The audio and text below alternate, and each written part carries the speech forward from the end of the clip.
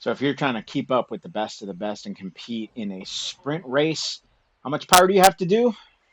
On today's installment of FRR, we get to find out just how much it takes to sprint with the best of the best.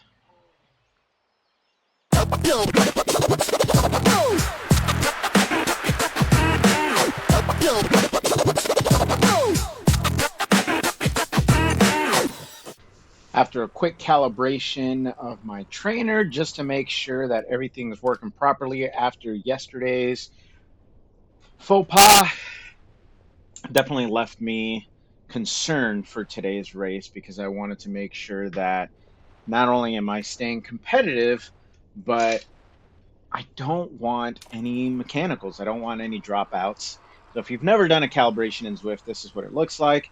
It ramps you up to 33 kilometers an hour and then asks you to stop spinning or stop pedaling, and it'll spin down and calibrate the trainer to what it believes it should be set to. At the end of the day, that's all, magic behind the scenes is the way I'll put it, because I really don't understand what it actually does. But I wanted to make sure that I was 100%, 100%. So here we go, getting ready to start the race. And everybody's in the chat saying hello.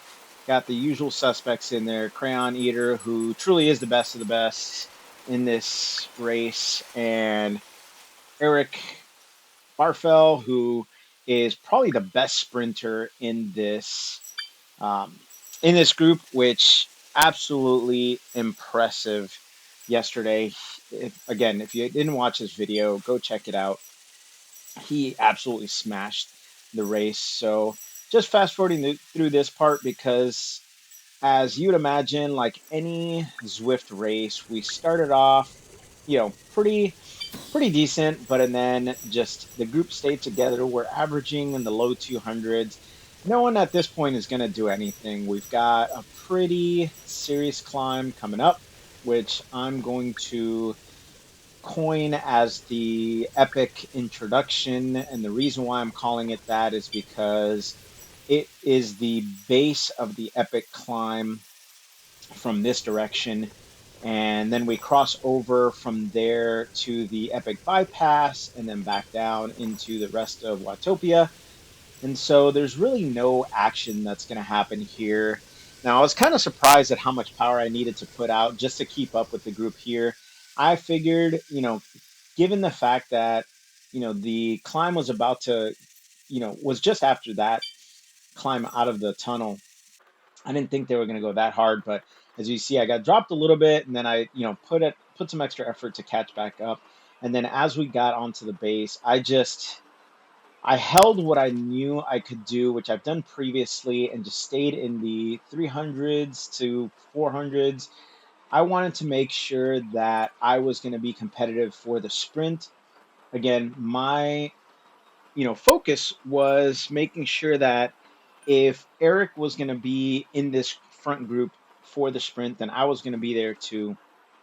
And because I am not the greatest at staying in the pack, and my fear, ultimately I think it's my fear of falling off the back that keeps me pushing off the front. So I'm holding mid 300s, mid 400s, kind of bouncing back and forth in between there, and really just leading this group out in order to you know be competitive, not specifically for the climb but for the sprint. And so as we get to this 3.5% part, I start to ease off a little bit to try and recover some.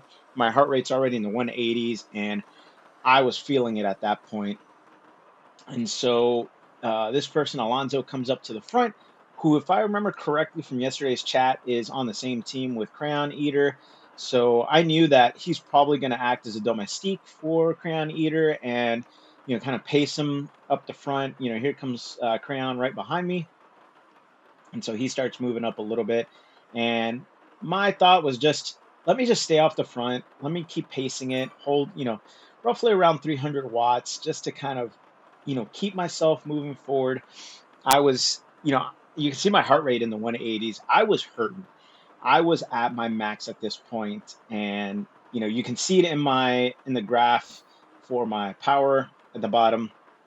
I was basically in zone 5, zone 6 the whole way. And so I'm just doing my best to stay off the front. I, figure if I could, kind of set the pace for this part of the climb here, then at least I'll be able to stay with the group.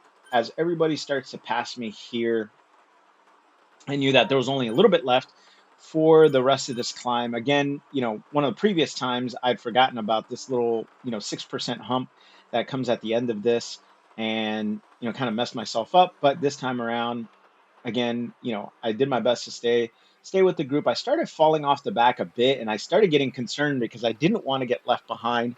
I couldn't tell at this point whether or not Eric was, in that group. So I was just looking around to see if he was there. But searching through the names, I really couldn't, I just couldn't tell. And so we get this little cluster of 4 or 5 people off the back, and I'm able to use that successfully to basically get into this group. So again, I'm just going to fast forward through this because until the sprint, we basically, stay together and nothing really happens. Now, once we get to the downhill section, coming off of the bypass, I do try and, head off the front a little bit so that way I can super tuck. But as you can see, a couple people ended up getting in front of me, which canceled my super tuck and kind of messed me up. But that is what it is. So, again, the group here just kind of stays together, stay at a mild pace in the, low 200s. One guy going off the front there, but not really sure why he would have done that because there's really no purpose to go off the front at this point. And then, we're getting ready to get up into the Italian villas. As we round the corner here, I'm starting to, look at what gears I'm in. I know I'm in my 53 tooth chain ring. So I put out a little bit of extra power just to stay with the group here. But ultimately, my focus is preparing for what is about to ensue because this sprint, when we started it yesterday, it went from, everybody kind of pushing up the power a little bit, and you'll see the power start to pick up. But it went from everyone starting to push the power a little bit to just all out chaos in no time. So again, I am looking at what gears I'm in and just kind of starting to shift up and get into, little by little, get up into my highest gear. And the reason why I'm doing that is because I like to essentially get into my 5311 before the sprint and then just drop. You see my cadence drop into the 50s, and that's just me basically getting into the gear and getting my muscles and my legs prepared to step on it. So I drop into the 40. Man, I didn't even notice I got into 40 RPMs, but get into a low cadence. And then as we start to approach a sprint, start to push the power up a little bit because you see the pace starting to get on. You see someone's fire socks there, few people off the front, more fire socks, and then it looks like just a blaze on the road where everybody's fire socks are going. And so I get into the 1,000 watts and just book it. I was essentially repeating what I did yesterday. I started flying through the front of the group and just really, really hoping to get as far forward as I could, just holding on to as long as I can. And sure enough, as I crossed the line, I, for a brief second, show that I was in first place, coming across the line in 21 seconds. And that was, I didn't see it at the time. It only really stood out to me, as I did the replay here. But I, couldn't believe that I not only crossed the line in first place, but set a new personal best with 21 seconds. And even though, coming across the line, it looked like I was in fourth or fifth place. And that's kind of, where I don't quite understand. Maybe, the people that were in front of us are in a different group, a different category, which is why, they didn't show up on the list when I crossed the line. So, I'll, double check that and, kind of, I'll probably put it, in the replay. So here we go, coming up the Zwift KOM, and that front group little by little starts to just pull away. You see, I'm in the mid 300s, upper 300s right now, and they are starting to just fly off the front with 4 or 5 seconds ahead of us and just continuing to build their lead. And at that point, I couldn't. My legs were done. My Even though my heart rate's in the 170s, which isn't my max, but it's definitely up there for me.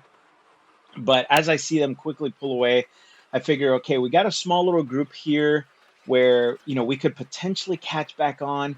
I give it another push going up the Zwift KOM into the 400s and just really pushing as hard as I can. I'm actually on a higher gear than I normally would be, which is why my cadence is in the, upper 50s, low 60s. I see the group ahead of me and I'm starting to slowly claw my way back, and I really start to reel them in about 5 seconds. But as I hit this plateau, I completely fell flat. I couldn't push anymore. And so they end up disappearing off into the distance. And, at this point, I see that, we've got a few riders. It's, me, Eric Cray, and Amesy, who basically stay together from this point on until we hit the Titans Grove, which is why I'm just kind of fast forwarding through this, because we ultimately end up doing a TTT and worked really well together to, help each other kind of keep the momentum going. There's times that I was on the front, and anytime I was on the front, I was trying to stay in the mid 200s, so that way I can keep our speed up, and trying to stay into the, 40 kilometers an hour ish on the downhill, and, upper 30s on the flats, so that way we can kind of keep our momentum. And, I was hoping to close the gap on that front group, but as you can see, they were, at this point, 50 seconds ahead of us, and we weren't reeling them in. There was just no way we would reel them in. Unfortunately, the four of us just weren't going to overpower the, 30 something people that were probably in that front group. And so we just kind of kept the pace together and took our turns and just did the best we could to, you know, to manage the situation we were in, which was ultimately to, to work together and, stay where we were at. So again, I'm off the front and just pushing, pushing as I can. I'm starting to notice at this point that, you know, when I get off the front, I'm starting to create a little bit larger gaps between me and the group of four, and that kind of gives me an indication that they're not really, they're either not pulling their weight or they're not able to pull their weight. Either way, it didn't matter to me. So I'll point out real quick that, in the box, I'll replay it, but in the box, I went to drink something. I don't know what happened, but it almost looks like I drank nothing. Like my hand looked empty. So I gotta, again, replay it to see what actually happened there. Maybe I, motioned to drink something out of just, my brain kind of not working properly. So as we get into Titans Grove, I am just looking to see if I can pull ahead a little bit. I know I've got the energy to kind of finish strong here.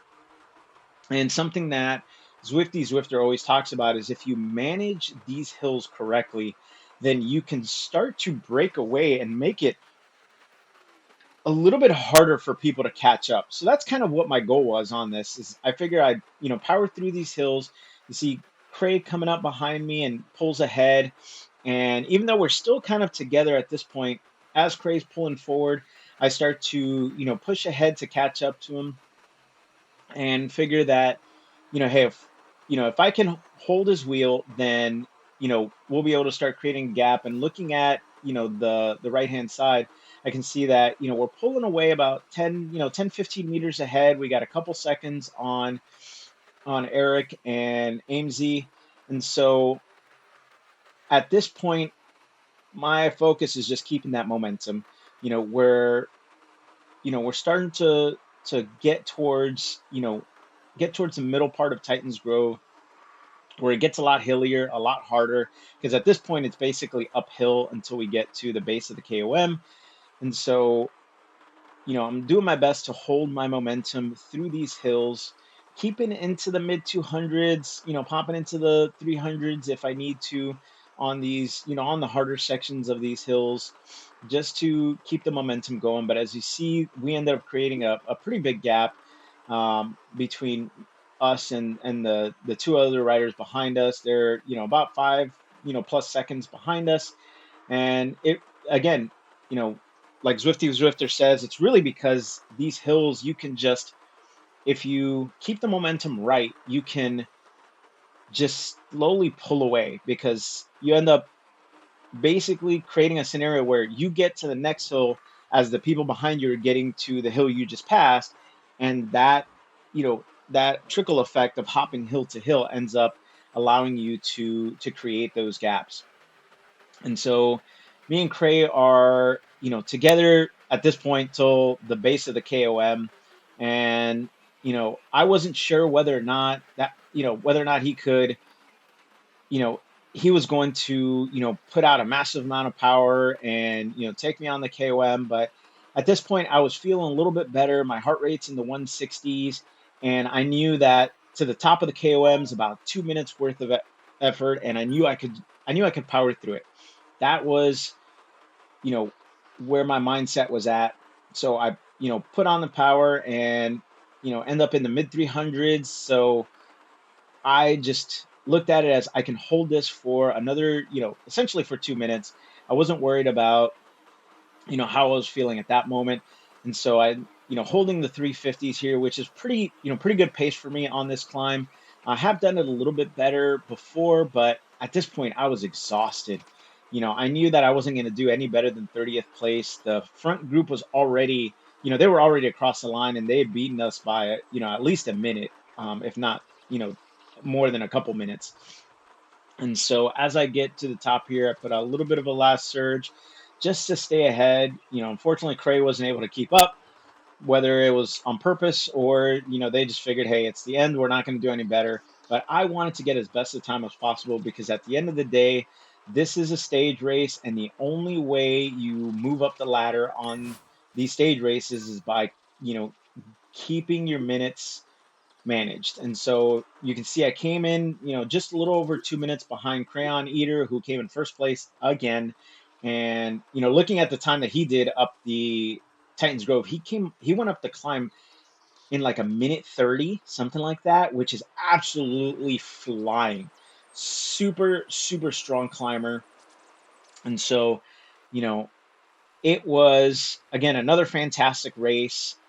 And while, today was really focused on hills and, you know, trying to manage the ups and downs of the stage, tomorrow is a completely different race. Tomorrow we've got 4 sprint segments that are going to be active, which means I'm going to be in my disc wheels and going to be prepared to really manage my legs because I could probably perform on 1 or 2 sprints. I don't know if I can manage all 4 sprints and the hills in between all 4 of them. So we'll see how that goes. Again, great racing today by all who participated. Absolutely fantastic time. And I look forward to seeing you guys on the next one.